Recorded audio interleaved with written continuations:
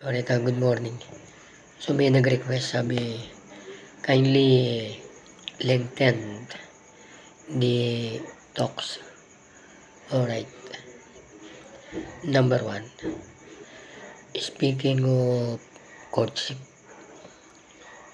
or let's say courtyard or backyard or online, whatever. It depends on the age bracket of a woman.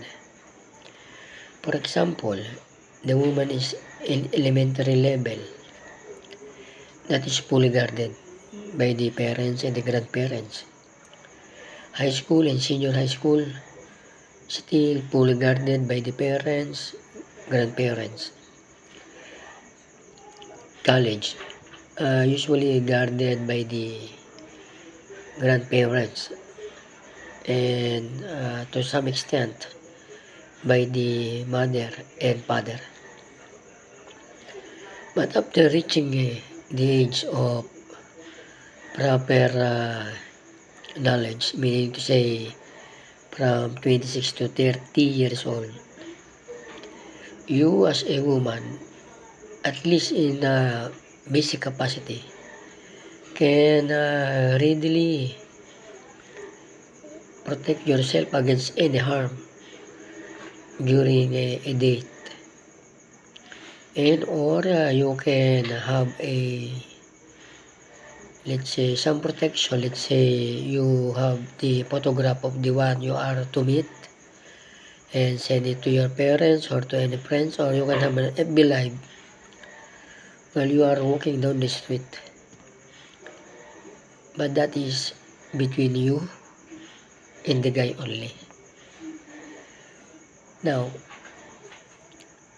we should ask the parents who are in full coverage of your courtship era, where during their time, did they not dated her hubby or her husband? Both of them only. Yes, they dated both of them only. They did it because your loving mother decided to finally met a man that is today your father. So sometimes you need to walk out of the coverage of your parents to meet the guy that is possible to be your husband. The same time that was being done by several other successful families. It's not bad to be in coverage of your parents. However, those with good intention are sometimes thwarted. How come you will walk down the street when there is somebody from behind or up front or at the back? You see why our heart is one only. It started during the date. Isa lang yung heart, isa lang yung kasama mo. Wala ka ibang kasama. However, I do not dislodge the so-called courtesy call. Courtesy call is different from date. When we say courtesy call, you are going to visit the area ni, let's say, ni Milo. Iba ko eh. And that's a courtesy visit. You are going to meet the parents, some friends. That is a courtesy visit. Whether with several schedules or just a few one. that is intended to meet and greet the parents and the relative. However, when it comes to dating, it is only your heart and cohort that should be walking down the street. Alright.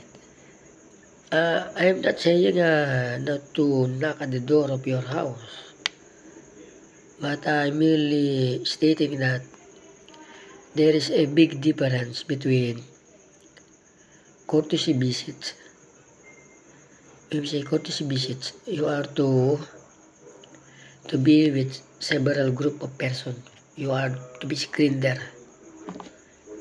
While in dating, you are only holding the hands